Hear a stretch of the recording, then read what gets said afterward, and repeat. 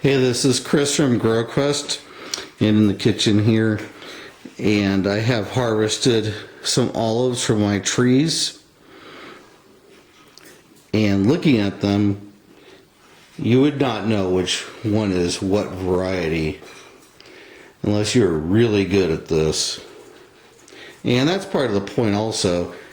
Unless a tree that you buy on the internet has a name tag on it from the primary propagator, or it's from a large grower like myself, you're going to have no idea whether the tree you want is actually a tree you're being sent. And I went to look at some fruitless olives last week, and that guy was smoking crack or something. Those trees had quite a bit of fruit on them, and the leaves weren't even close to Wilsoni type leaf. Each olive has its own distinct leaf for the most part, some very much more distinct than others. And the fruit also has some distinct characteristics. Now, if you were going to pick olives or grow olives for making into fruit to eat on the table, you would want to harvest them when they're green. You have here green, black, and purple. We'll do it in succession of ripening. This is the same olive. Well, the purple and the black are the same olive variety. They're both from Mission olive trees. The purple is just needed another few more degrees and maybe a week or two more to get richer in oil content and color to the black stage. The green, get a little bit closer here, looks very similar at the initial glance, but is actually more almond shaped than the more round appearance of the Mission. And the green is actually from the Pichaline. These would be really good olives to process into table fruit. They're still very good green color. The darker ones would be left out of that process, unless you just didn't really mind slightly different flavor. So, but if you're going to do for oil, this is where you're leaning towards for the most part on most varieties. I'm just realizing I have some Arbosana and a couple other varieties that I put away.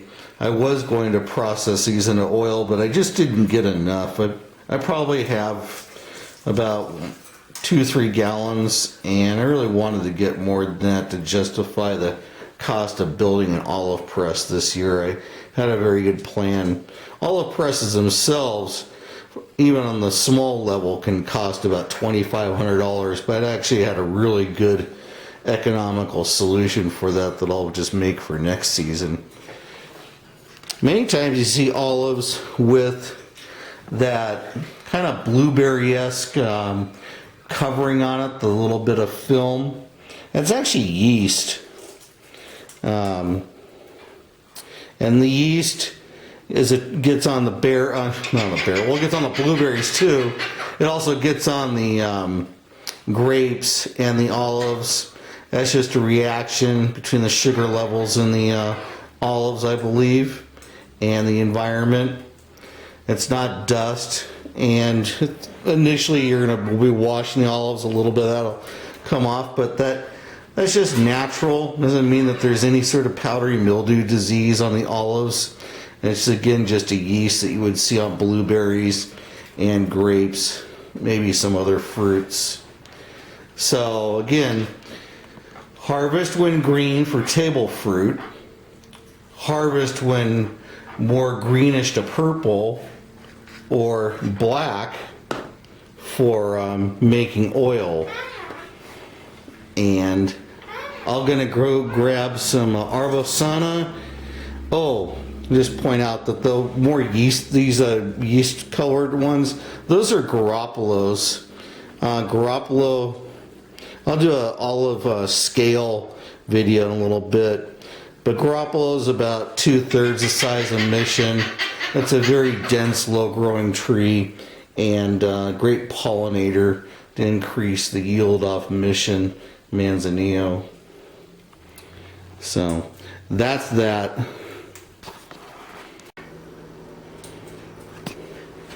Okay, so I went and grabbed the missing Arbosana and found a couple other odds and ends.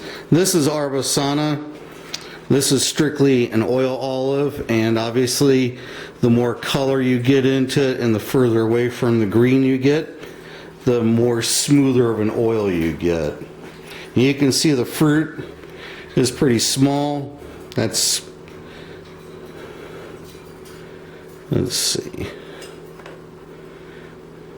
Okay, so this is an Arbosana olive, and that's about normal size on the right. This little guy on the left, that's fairly typical. But this one is actually the size of a more or less an Arbequina olive. So I'll put that Arbosana next to the Manzanillo that's right here. And you can see when people are marketing the Arbequina olive on the internet as an olive that you can make in a table fruit, well, they're smoking crack or meth or maybe both. Okay, Arbequina is not a table fruit olive. It is an excellent oil olive. So I made a little plate here, kind of funky, but I'll make a better display. The fruit's fresh, and I just wanted to get this over and done with. The green Picholine, you can see that distinct almond shape to it, and it's got that very pointed bottom. The purple, it could be Mission or Manzanillo. They're pretty much the same olive in terms of appearance. They have different ripening times and certainly different growth habits. The black is Mission, but again, it could be Manzanillo. The little guy next to it's an Arbosana. That's also the size of a Arbequina. In the middle right, is a smaller Kalamata, and you can see it's got a very distinct shape to it too. It's got more or less a flat one side and a rounded other end. Well, the right side of the Kalamata is very flat, and the other side is very pregnant. So, and then the middle is a smaller Bruni olive. I've seen the Bruni and have pictures of them. Probably about half again that size. They're like small black plums. They're from North Africa, Tunisia region, and used there for oil. I suspect you could also make some good table fruit from them. There is a smaller planting of Bruni in the Visalia region. I think this year they'll finally have some really decent oil in terms of quantity and maturity to sell. And then the next olives here were the yeast covered Garoppolo, and then next to them are the Arbosana. So real quickly, Picholine, green, purple, Mission Manzanillo, black, Mission Manzanillo, yeasty, dark black, Garoppolo, then Arbosana. In the middle, left is Garoppolo, and the right is Kalamata, also known as Kalaman among more snobby people. I don't know what it is. People up in Northern California like to say Kalaman. Like, give me a break. I've never heard a Greek person yet say, God, the Kalaman. I only want the Kalamata. Well, maybe there's snobby Greeks who want the Kalaman. I don't know. Anyways, that's a basic olive fruit intro. I bought a lot of other processed fruit, and I'll make a much more comprehensive display on processed fruit.